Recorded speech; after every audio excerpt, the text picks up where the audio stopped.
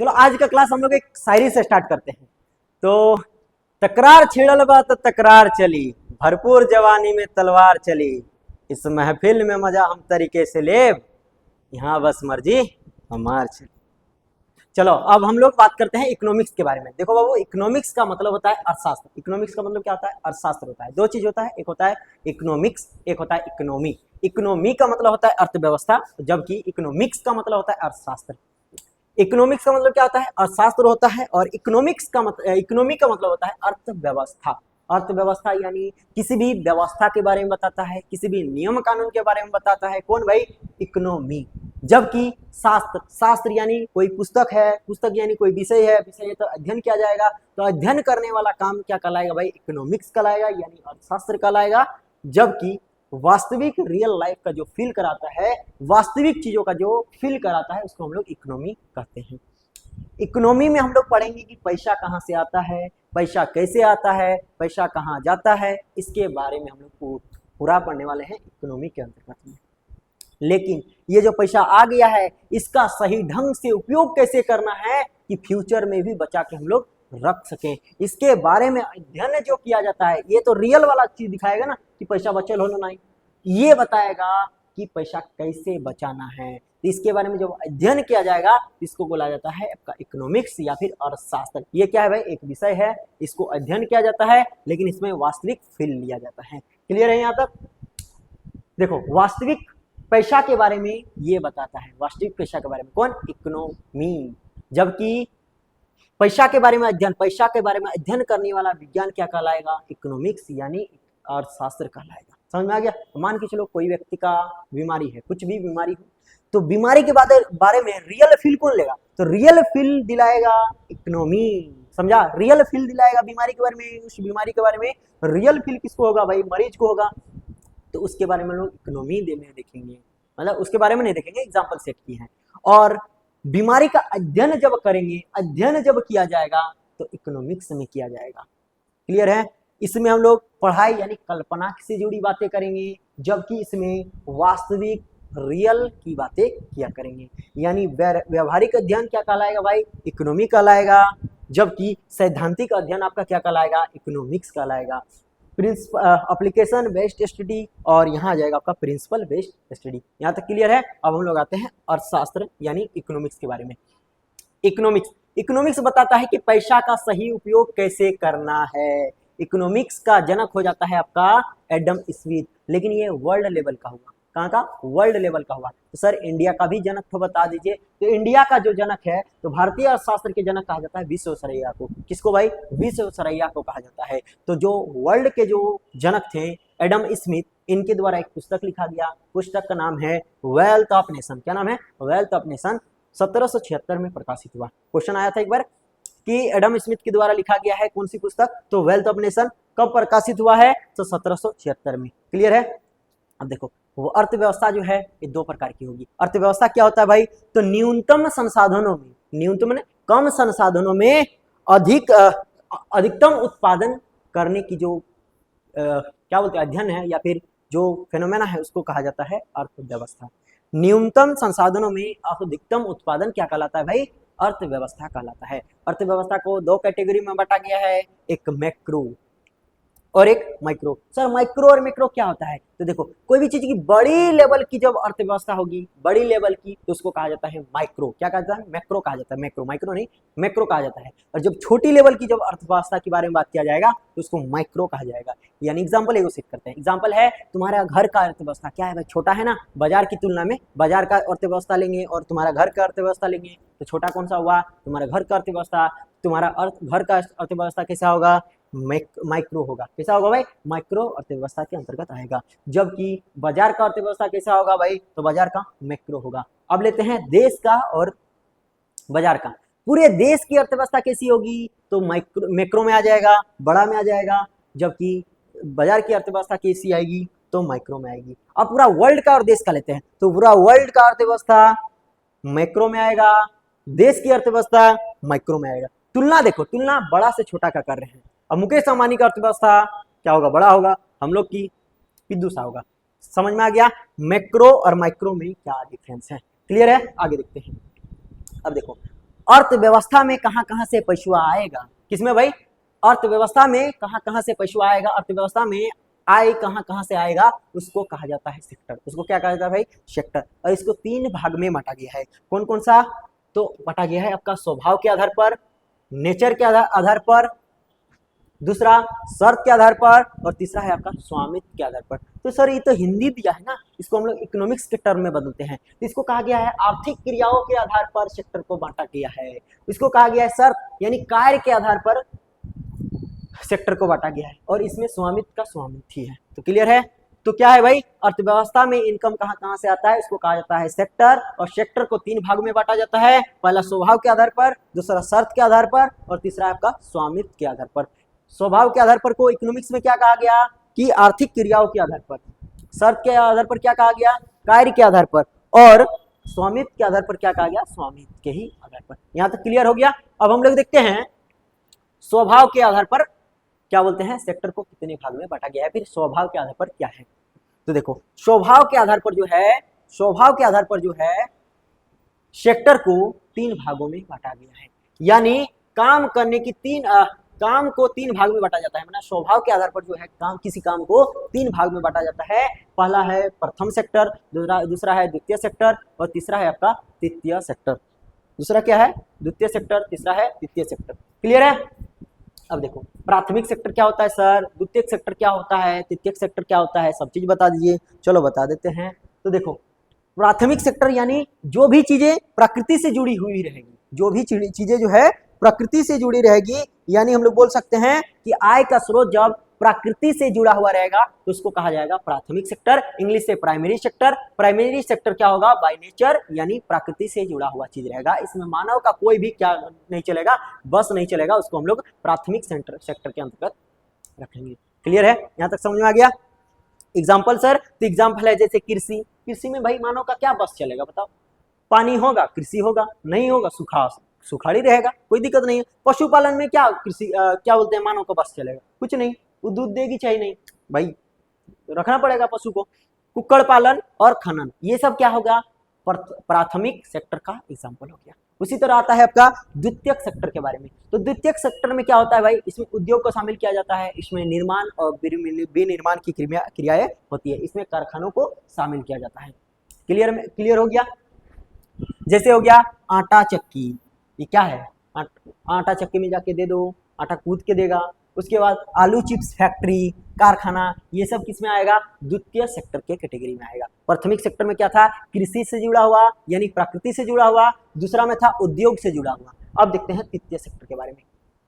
तृतीय सेक्टर में जो है बाबू, इसमें क्या किया जाता है, जो प्राथमिक और द्वितीय सेक्टर में जो काम हुआ है ना, उसमें इसको बेचा जाता है। उसको क्या किया जाता है, बेचा जाता है। यानी हम लोग बोल सकते हैं कि तृतीय सेक्टर में जो है बहुत कम ही लोग रहते हैं, लेकिन इसमें क्या होता है, आय बहुत ज्यादा होता है। आय क्या होता है, बहुत ज्यादा होता है। जैसे देखो यहाँ पे क्या किया जाता है, मदद किया जाता है, काम के बदले पैसा मिलता है। जैसे कोई ट्यूशन पढ़ा रहा है तो क्या हम लोग को काम दिया गया है, और काम के बदले हम लोग को क्या मिलेगा, पैसा मिलेगा। इसमें सेवा का काम होता है, परिवहन का काम होता है, पुलिस, हॉस्पिटल, ये सब, शिक्षा, नौकरी, दुकान, वैज्ञानिक, ये सब क्या हो गया भाई, ये सब आपका तृतीय सेक्टर के एग्जाम्पल हो गया। क्लियर हो गया। प्राथमिक तथा द्वितीय सेक्टर में वृद्धि का काम जो है तृतीय सेक्टर में किया जाता है। देखो प्राथमिक सेक्टर में उपज कर लिए, द्वितीय सेक्टर में क्या किए हैं, तो मैन्युफैक्चर कर लिए, मतलब क्या बोलते हैं, निर्माण विनिर्माण कर लिए हैं। अब तृतीय सेक्टर में उसको बेच देंगे, तो बेचने का काम यानी सेवा करने का काम क्या कहलाएगा भाई, तृतीय सेक्टर के अंतर्गत आएगा। क्लियर है। किसी भी चीज का उत्पादन नहीं करता है और ना ही किसी चीज का जो है निर्माण विनिर्माण करता है तृतीय सेक्टर में। क्लियर है। इसमें सर सिर्फ क्या किया जाता है, मदद किया जाता है, इसलिए इसको कहा जाता है सेवा सेक्टर। इसको क्या कहा जाता है, सेवा सेक्टर कहा जाता है। इसमें बहुत कम लोग होते हैं, लेकिन जो है पैसा का इनकम बहुत ज्यादा होता है। क्लियर है। अब जैसे ही लोग जो है जैसे ही क्या करते हैं, जैसे ही लोगों का विकास होने लगता है, तो प्राथमिक सेक्टर को छोड़कर जो है तृतीय सेक्टर की तरफ जो है अपना योगदान देने लगते हैं, मतलब तृतीय सेक्टर में आ जाते हैं। क्लियर है यहाँ तक। उदाहरण देख लिए, परिवहन, पुलिस, हॉस्पिटल, कम्युनिकेशन, शिक्षा, बैंक, ये सब सारा किस में आएगा? तो तृतीय सेक्टर के अंतर्गत में आएगा। क्लियर है? देखो अब कुछ चीजें देख लेते हैं, जैसे कि नोट जो बनता है ना वो सेलुलोज से बनता है, जमीन के अंदर से निकलता है, एक पौधा होता है, उससे बनता है आपका नोट। और कैपिटल इन्वेस्ट क्या होता है भाई? तो कैपिटल इन्वेस्ट उसे कहते हैं जो किसी भी बिजनेस या फिर किसी भी चीज को खड़ा करने के लिए लगाया जाता है। जैसे एग्जांपल के लिए हम ये इंस्टीट्यूट खड़ा किए हैं, तो इस इंस्टीट्यूट को खड़ा करने के लिए जो जो मेरा पैसा लगा हुआ है इसको कहा जाता है कैपिटल इन्वेस्ट। क्या कहा जाता है? Capital invest. यहाँ तक समझ में आ गया? हालांकि ये आगे का टॉपिक है, तो अभी बस लिखा हुआ है तो हम समझा दें। बाकी आप देखो शर्त के आधार पर, देख लिए हम लोग किसके आधार पर भाई? तो हम लोग देख लिए स्वभाव के आधार पर ना। अब देखते हैं क्या बोलते हैं, शर्त के आधार पर। शर्त के आधार पर जो है दो भागों में बांटा जाता है किसी काम को, एक संगठित और दूसरा है असंगठित। दूसरा क्या है? असंगठित। और संगठित क्या है भाई? तो संगठित है, इसमें संगठित मतलब देख रहा है कि इसमें टर्म एंड कंडीशन की बात कर रहा है कि कोई चीज फिक्स होगा, कोई चीज नहीं होगा। नहीं होगा तो असंगठित में जाएगा, और फिक्स होगा तो आपका संगठित में जाएगा। इसमें क्या होता है? इसमें काम करने का घंटा जो है फिक्स होता है, सैलरी फिक्स होता है, अवकाश फिक्स होता है, छुट्टी भी फिक्स होता है। जैसे सरकारी नौकरी, एग्जाम्पल में क्या ले सकते हैं? सरकारी नौकरी। सरकारी नौकरी का टाइमिंग है 9 बजे से लेके जितना बजे तक हो। हर फील्ड का अलग अलग होगा। जैसे पुलिस का अलग अलग है, पुलिस का तो 24/7 रहता है।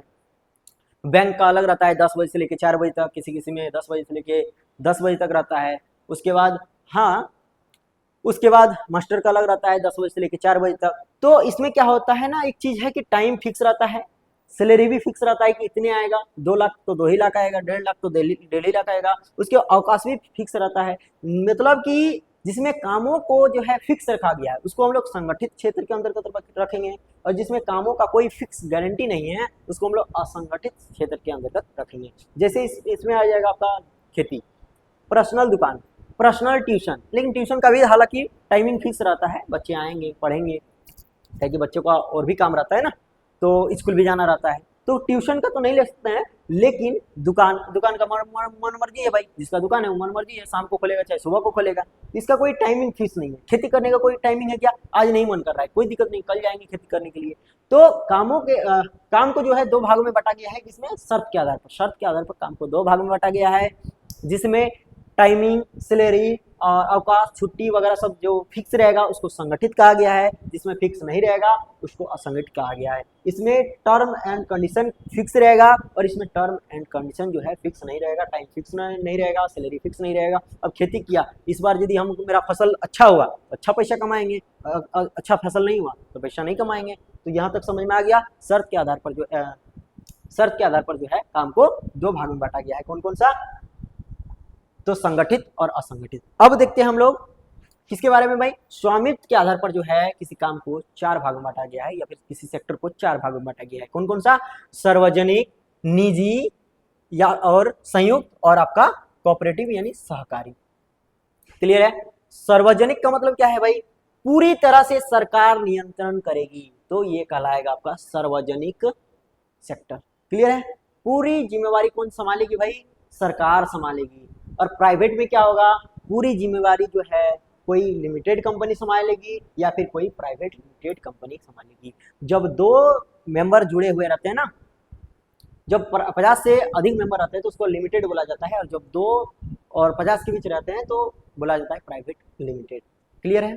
तो कोई जब निजी स्वामित्व के जब किसी व्यक्ति के अधीन रहेगा कोई काम, तो उसको बोला जाता है निजी यानी प्राइवेट लिमिटेड। और अगर यदि पूरी तरह से गवर्नमेंट के नियंत्रण में रहेगा तो उसको कहा जाता है सार्वजनिक। क्लियर है? उसके बाद देखो संयुक्त होता है, पीपीटी या पीपीपी यानी पब्लिक प्राइवेट पार्टनरशिप। यानी इसमें क्या होगा? गवर्नमेंट भी हस्तक्षेप करेगी और किसी प्राइवेट कंपनी का भी होगा इसमें इन्वॉल्व, तो इसको कहा गया है संयुक्त। क्लियर है? और एक होता है आपका कोऑपरेटिव। क्या होता है? कोऑपरेटिव यानी सहकारी, यानी छोटे उद्योग के लिए, किसानों के लिए सरकारी कुछ स्कीम लाती है, उसको कहा जाता है क्या भाई? कोऑपरेटिव। क्लियर है? अगला देखो, अब जब भी क्या होता है ना भाई, एक MOU साइन किया जाता है, मेमोरेंडम ऑफ अंडरस्टैंडिंग। क्या होता है ये? जब कभी भी प्राइवेट पार्टनरशिप बनता है तो दोनों के बीच जो है एक साइन होता है जिसको कहा गया है MOU, MOU यानी memorandum of understanding. Sector rule, जहां कहीं भी एक से अधिक पार्टनर आएंगे तो MOU बनता ही है। समझ में आ गया? आगे देखो, आगे हम लोग बात करते हैं सेक्टर। सेक्टर हम लोग देख लिए। सेक्टर इसमें क्या लिख दिया, ये सब छोड़ो। सेक्टर हम लोग देख लिए। सेक्टर को हम लोग कितने भाग में बांटे भाई? 3 भाग में। कौन कौन सा? स्वभाव के आधार पर, शर्त के आधार पर और स्वामित्व के आधार पर। स्वभाव के आधार पर देखें 3 भाग में बांटा गया है, प्राथमिक द्वितीयक सेक्टर, जिसमें क्या होगा, इसमें कृषि से जुड़ा हुआ रहेगा। जो डायरेक्ट जो है इसका आय जो है कहाँ से आएगा भाई? प्रकृति से आएगा, उसको हम लोग प्राथमिक सेक्टर के अंतर्गत रखे हैं। उसके बाद जिसमें निर्माण विनिर्माण का काम होगा उसको द्वितीयक सेक्टर के अंतर्गत रखे हैं। और अगर यदि उसका सप्लाई होगा यानी बेचा जाएगा तो उसको हम लोग तृतीयक सेक्टर के अंतर्गत में रखे हैं। इसमें देखें कि बहुत ज़्यादा आदमी लगेगा, इसमें बहुत ज़्यादा इन्वेस्ट होगा और इसमें देखें कि बहुत ज़्यादा पैसा आएगा। समझ में आ गया? उसी तरह संगठित में देखें कि जिसमें काम का टाइमिंग फिक्स हो, उसके बाद सैलरी फिक्स हो तो उसको संगठित के अंतर्गत में रखेंगे, जिसका फिक्स नहीं हो उसको असंगठित के अंतर्गत में रखेंगे। सरकार अगर यदि संभालेगी तो सार्वजनिक बोला जाएगा, कोई निजी व्यक्ति संभालेगा तो क्या बोलते हैं, प्राइवेट बोला जाएगा यानी निजी बोला जाएगा। और सरकार और निजी व्यक्ति दोनों यदि संभाल रहा है तो उसको संयुक्त बोला जाएगा। और सहकारी क्या होता है भाई? सहकारी अभी हम लोग देखें, सहकारी के छोटे उद्योग के लिए जो है, किसान के लिए सरकार कुछ स्कीम लाती है जिसको कोऑपरेटिव उपयोग करते हैं, कोऑपरेटिव उपयोग क्या करते हैं। समझ में आ गया? अब देखो, अब हम लोग देखते हैं कुछ महत्वपूर्ण फैक्ट्स। फैक्ट्स क्या है कि भारत की कुल अर्थव्यवस्था का जो है 56% हिस्सा तृतीयक सेक्टर से आता है। कहाँ से आता है भाई? तृतीयक सेक्टर से आता है। समझ में आ गया? अब देखो, एक होता है ग्रीन फील्ड। ग्रीन फील्ड क्या होता है भाई? तो ग्रीन फील्ड होता है उस सड़क को या फिर उस प्रोजेक्ट को कहा जाता है, या फिर जिसके लिए मतलब उस जमीन को खरीदा जाएगा। मान के चलो कि हम यहाँ पे एक प्रोजेक्ट बनाना स्टार्ट करेंगे तो इसके लिए इस जमीन को हमको खरीदना पड़ेगा। तो खरीदने से पहले इसको हम क्या नाम से बुलाएंगे? तो इसको हम बुलाएंगे ग्रीन फील्ड। वही चीज लिखा है, उस सड़क प्रोजेक्ट को बोलते हैं जिसके लिए नई जमीन जो है खरीदी गई हो, तो उसको क्या कहा जाता है? ग्रीन फील्ड कहा जाता है। समझ में आ गया? आगे देखो, क्लियर है? आगे देखो, अब हम लोग देखते हैं उत्पादन के प्रकार। क्या देखते हैं भाई? उत्पादन के प्रकार। तो उत्पादन के 4 प्रकार होते हैं। कौन कौन से? पूंजी, भूमि, उद्यमी और श्रमिक। ये सब क्या है भाई? ये सब है चारों आपका उत्पादन के प्रकार। क्वेश्चन एक बार आया था कि इनमें से कौन सा उत्पादन के प्रकार नहीं है, और ये चारों शब्द दिया हुआ था और नीचे लिखा हुआ था इनमें से कोई नहीं, इनमें से कोई ऑल ऑफ दिस, तो ऑल ऑफ दिस मानना। ठीक है? देखो, उत्पादन के 4 प्रकार होते हैं। पहला, किसी भी चीज को उत्पादन करने के लिए क्या क्या जरूरत पड़ता है? पूंजी चाहिए होता है। पूंजी ऋण के रूप में हो सकता है, बिल्कुल सही बात है। ब्याज के रूप में भी हो सकता है, ये भी सही बात है। यहाँ पे लिख दिया है पूंजी वैसा पैसा को बोलेंगे जो एक बार लगाया जाता है, और उत्पादन यहाँ लिख दिया है, इसको हटा दो, इसका डिफिनेशन नहीं है, ये है पूंजी का डिफिनेशन। ठीक है? यानी उत्पादन करने के लिए हम लोग को क्या चाहिए भाई? तो पूंजी चाहिए। पूंजी किसके रूप में हो सकता है? तो ऋण के रूप में हो सकता है। और किसके रूप में हो सकता है? तो ब्याज के रूप में हो सकता है। दोनों चीज दिया हुआ है। उसके बाद और क्या चाहिए उत्पादन करने के लिए? तो भूमि चाहिए। किसी भी चीज को उत्पादन करने के लिए तो भूमि चाहिए ना। चलो पूंजी लगा दी, उसके बाद भूमि भी तो चाहिए ना, तो भूमि चाहिए। ये किराए के रूप में भी हो सकता है। कोई जरूरी नहीं कि निजी हो, मतलब अपना हो, ये किराए के रूप में हो सकता है। उसके बाद है उद्यमी। कोई आदमी अब कोई चीज का उत्पादन करेगा या फिर कोई फैक्ट्री खोलेगा तो उसके लिए उद्यमी तो चाहिए ना, आदमी चाहिए। और आदमी को क्या होगा भाई? लाभ होगा, तभी नहीं करेगा ये। और लास्ट में है आपका श्रमिक चाहिए, मजदूर चाहिए। यानी मान के चलो, एक एग्जांपल हम लेते हैं कि हम कृषि करना स्टार्ट करते हैं, तो कृषि करने के लिए हमको क्या चाहिए भाई? पहले हमको बीहन लाना पड़ेगा। बीहन यानी जो फसल को उगाने से पहले जो लाया जाता है ना, छोटा छोटा दाना, उसको बोला जाता है बीहन। यहाँ हम लोग का खोट्टा के लिए बीहन बोला जाता है। तो बीहन लाना पड़ेगा। बीहन के लिए क्या चाहिए? पैसा चाहिए। पैसा आ गया, बीहन आ गया, ये हम किराए के रूप में या फिर लोन के रूप में ले लिए। ठीक है? या फिर ब्याज के रूप में ले लिए। अब ले लिए तो हमको कृषि करने के लिए और क्या चाहिए? भूमि चाहिए। तो भूमि हम किराए के रूप में लेंगे, तो भूमि ले लिए। उसके बाद हम खुद मालिक, क्या होगा? क्या चाहिए? मालिक माने हम खुद। उसके बाद श्रमिक, हमको तो मजदूर चाहिए ना, क्योंकि खेती में बहुत सारा मजदूर चाहिए होता है, धान रोपाई करने के लिए, कटाई करने के लिए, तो मजदूर की जरूरत होगा। यानी उत्पादन के प्रकार कितने हो जाएंगे? 4 गो। उत्पादन के प्रकार कितने हो जाएंगे? 4 गो। कौन कौन सा? पूंजी, भूमि, उद्यमी और श्रमिक। समझ में आ गया? अब आगे देखो, अब आगे मजा आएगा। आगे है अर्थव्यवस्था के प्रकार। देखो, उत्पादन के कारकों पर नियंत्रण के आधार पर हम किसी देश की अर्थव्यवस्था को 3 भाग में बांट सकते हैं। अब देखो, ये जो उत्पादन अभी हम लोग कर रहे थे ना, उसको अगर यदि देखो, इस उत्पादन को अगर यदि कोई सरकार करता है, यानी सरकार पैसा लगाता है, सरकार मालिक रहेगा, सरकार पूंजी लगाएगा, उसके सरकार उद्यमी रहेगा, ठीक है, और सरकार भूमि लगाएगा, सरकार श्रमिक लगाएगा, तो इसको कहा जाता है, इसको क्या कहा जाता है भाई? समाजवादी अर्थव्यवस्था। क्या कहा जाता है? सरकार का नियंत्रण अगर यदि रहेगा तो उसको कहा जाता है समाजवादी अर्थव्यवस्था। और अगर यदि उत्पादन पर किसी व्यक्ति का अगर यदि नियंत्रण रहेगा, निजी व्यक्ति का, तो उसको बोला जाएगा पूंजीवादी अर्थव्यवस्था। क्या बोला जाएगा?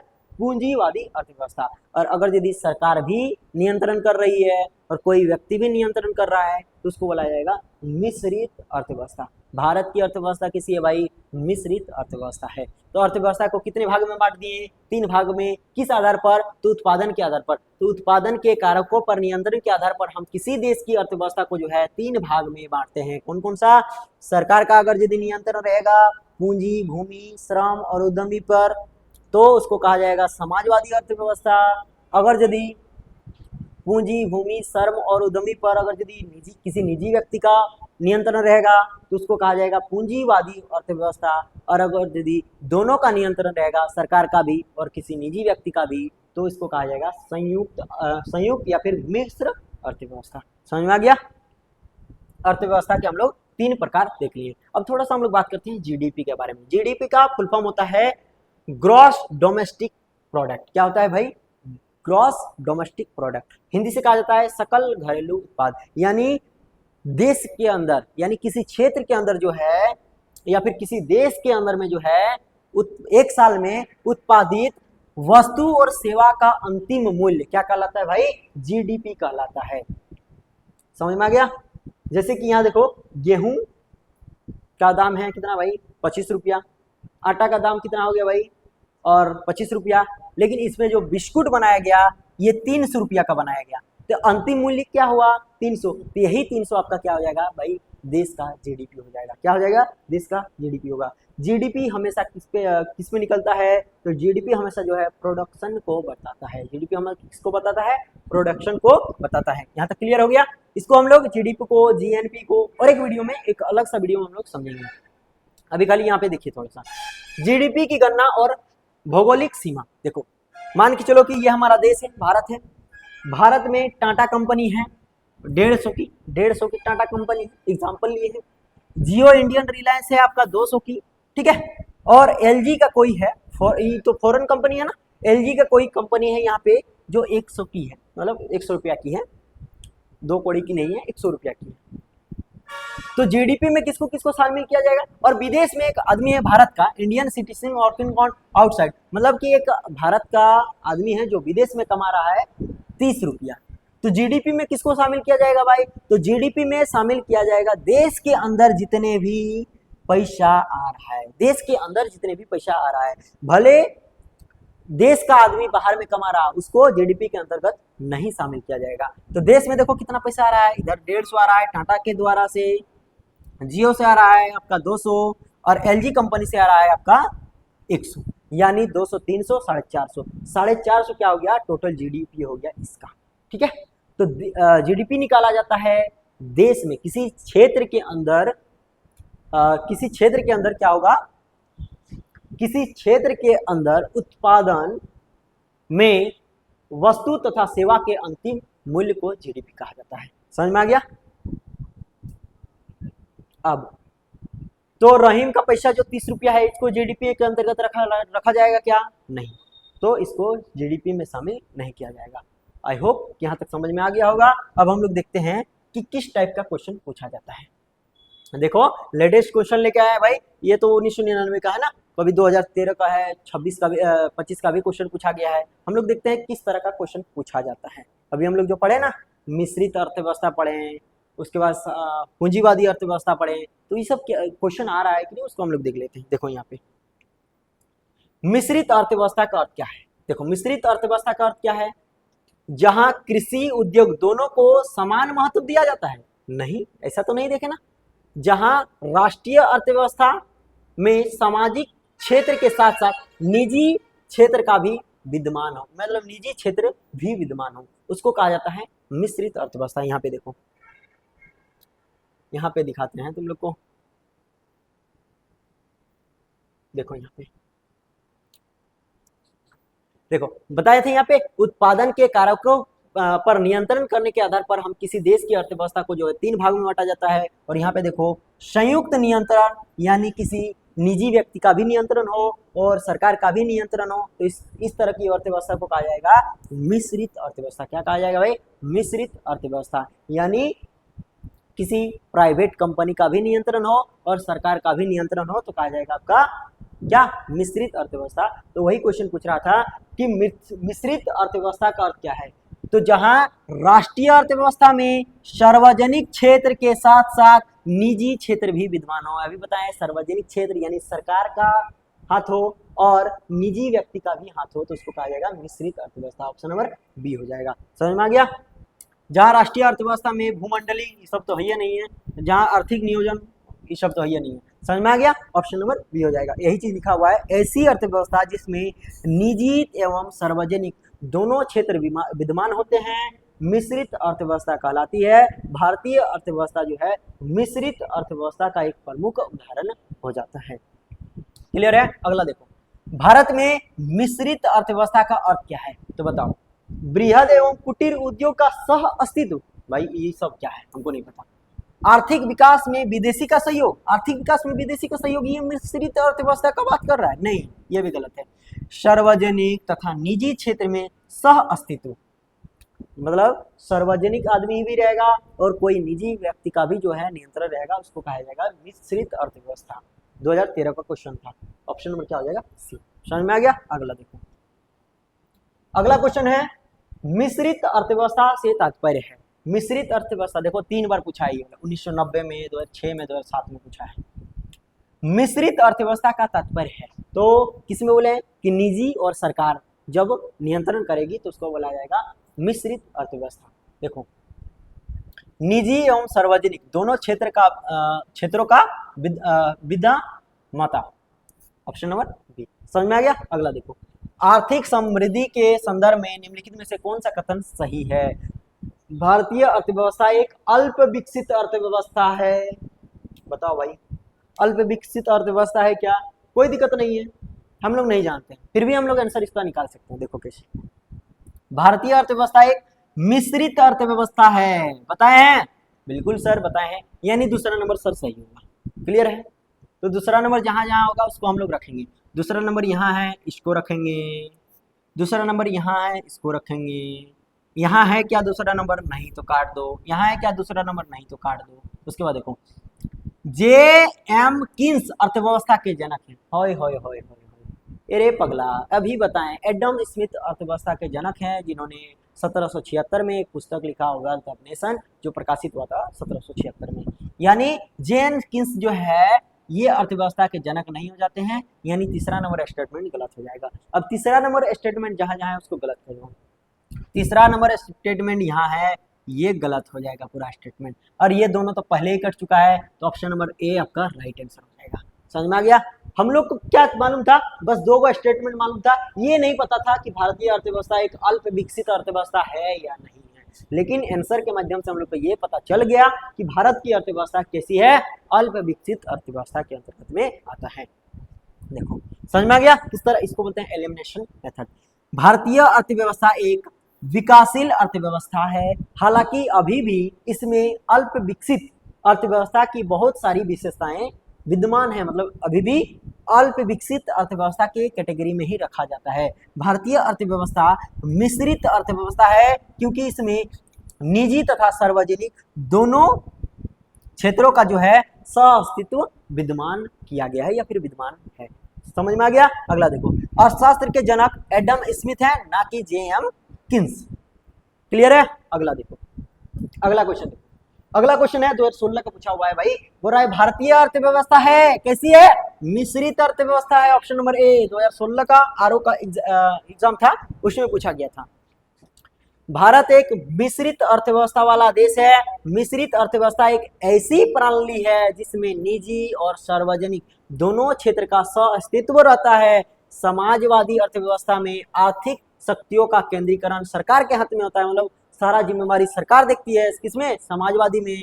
अतः संसाधनों पर राज्य का स्वामित्व होता है।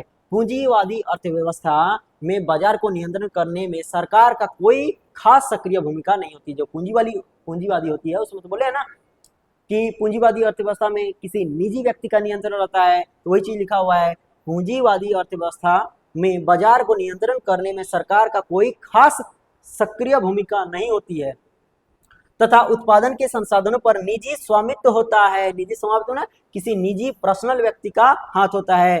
गांधीवादी समाजवादी अर्थव्यवस्था उत्पादन के संसाधनों के विकेंद्रीकरण पर आधारित है। अतः इस आर्थिक प्रणाली में स्व रोजगार एवं स्व आत्मनिर्भरता पर बल देते हुए जो है कुटीर उद्योग को बढ़ावा दिया जाता है, जिससे सामाजिक न्याय की स्थापना की जा सकी। क्लियर है। अगला देखो, अगला क्वेश्चन है कि निम्नलिखित में से कौन सा भारतीय अर्थव्यवस्था का प्रमुख लक्षण है। भारत की अर्थव्यवस्था का प्रमुख लक्षण है। भारत की अर्थव्यवस्था कैसी है, सीधा सीधा क्वेश्चन ये पूछ रहा है। 2015 में पूछा है, 2013 में पूछा है। कैसी है भाई, मिश्रित अर्थव्यवस्था है। पूंजीवादी है क्या, नहीं है। समाजवादी है क्या, नहीं है। उपयुक्त में से कोई नहीं, कैसे कोई नहीं है, मिश्रित अर्थव्यवस्था है।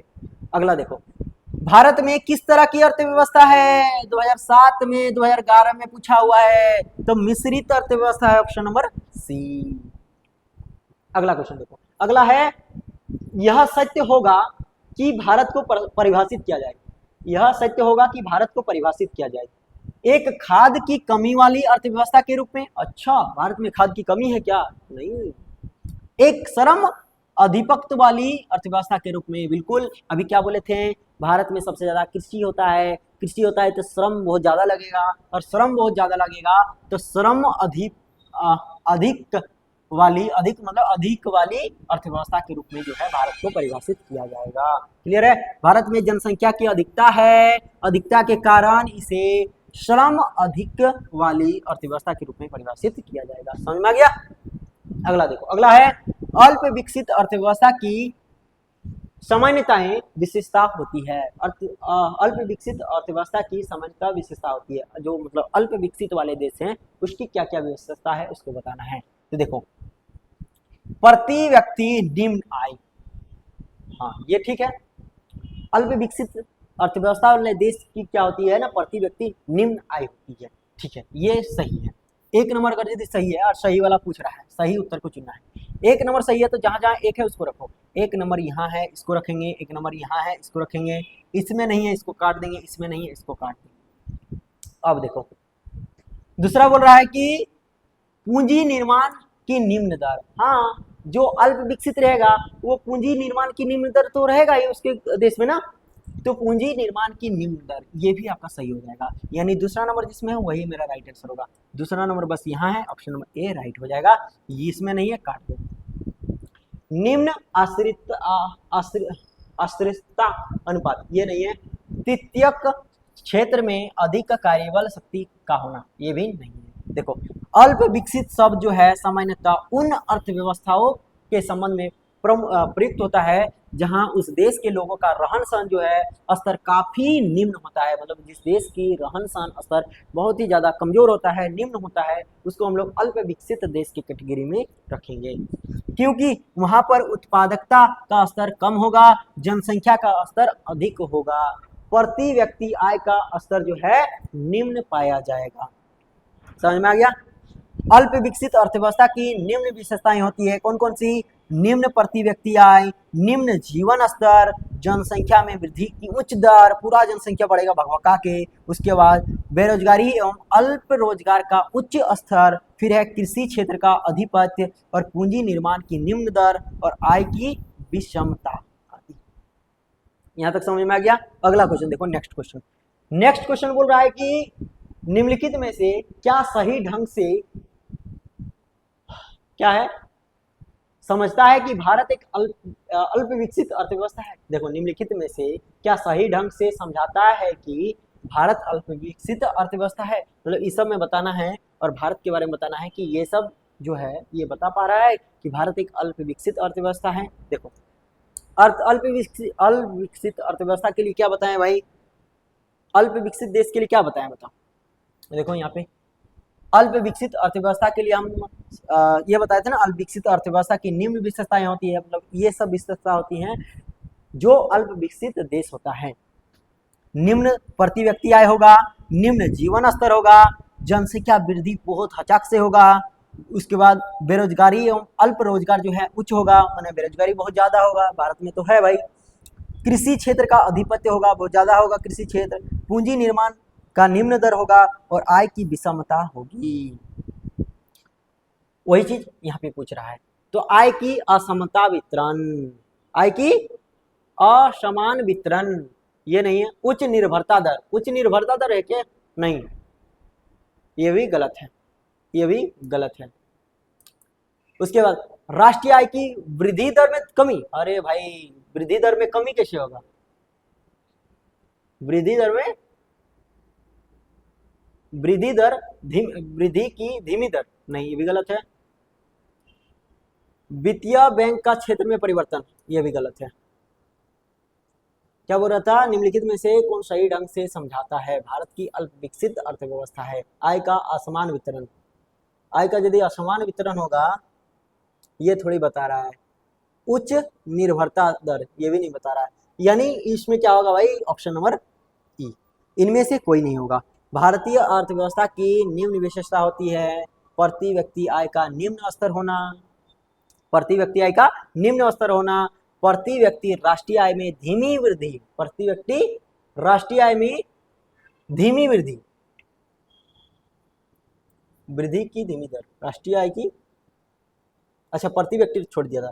जनसंख्या में भारी दबाव, फिर एक गरीबी का अस्तित्व, फिर एक कृषि पर निर्भरता, बेरोजगारी का अधिपत्य और तकनीकी कौशल की कमी और साक्षरता की निम्न दर।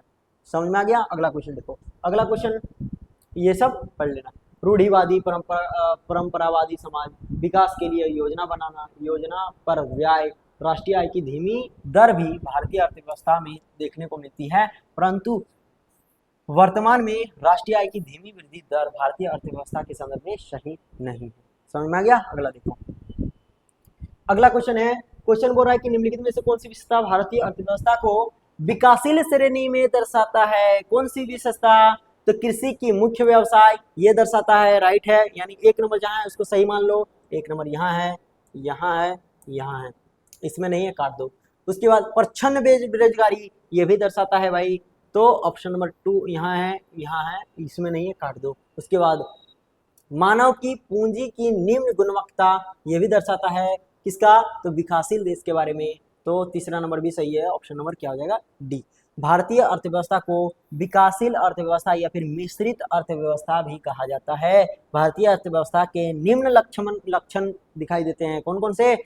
कृषि प्रधान अर्थव्यवस्था, पूंजी निर्माण की निम्न दर, अत्यधिक जनसंख्या एवं जनसंख्या वृद्धि, बेरोजगारी, निम्न प्रति व्यक्ति आय, औद्योगिक पिछड़ापन, उसके बाद तकनीकी पिछड़ापन, मिश्रित अर्थव्यवस्था, आय पर निर्भरता और निरक्षरता आदि।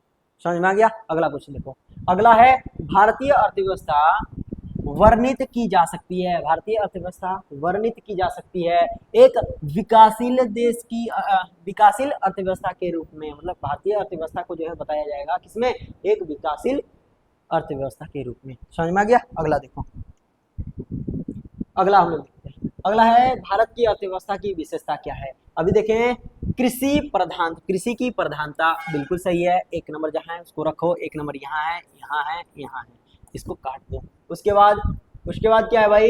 उसके बाद है उद्योग की प्रावधानता, उद्योग की प्रावधानता नहीं, उद्योग की प्रावधानता नहीं है, तो ये काट दो। दूसरा नंबर जहां है उसको काट दो। दूसरा नंबर कहाँ है? यहाँ है, ये कट जाएगा, यहाँ है, ये कट जाएगा, और ये तो पहले से कटा है, ऑप्शन नंबर डी आपका राइट आंसर निकल के आ जाएगा।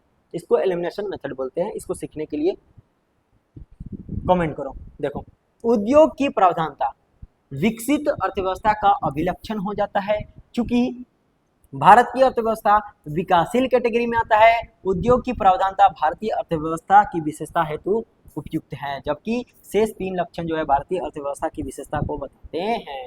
अगला देखो, भारत की अर्थव्यवस्था कैसी है, बताओ। विकसित है क्या? नहीं।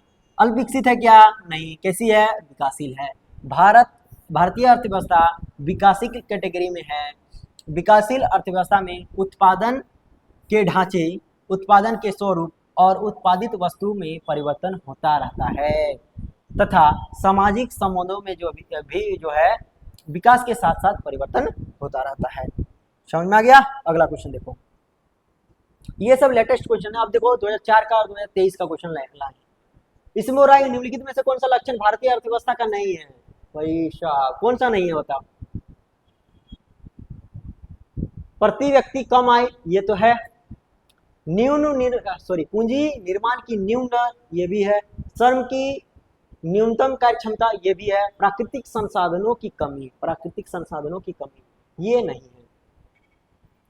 तो ऑप्शन नंबर क्या हो जाएगा? ये आपका राइट आंसर हो जाएगा। समझ में आ गया? अगला देखो, अगला है निम्नलिखित में से कौन सा आर्थिक क्रिया नहीं है? आर्थिक क्रिया कौन नहीं है वो बताना है। देखो, परिवहन आर्थिक क्रिया के अंतर्गत आएगा, नौकरी आर्थिक क्रिया के अंतर्गत आएगा, और किसान या फिर खेती, ये भी सब क्या है? आर्थिक क्रिया के अंतर्गत आएगा।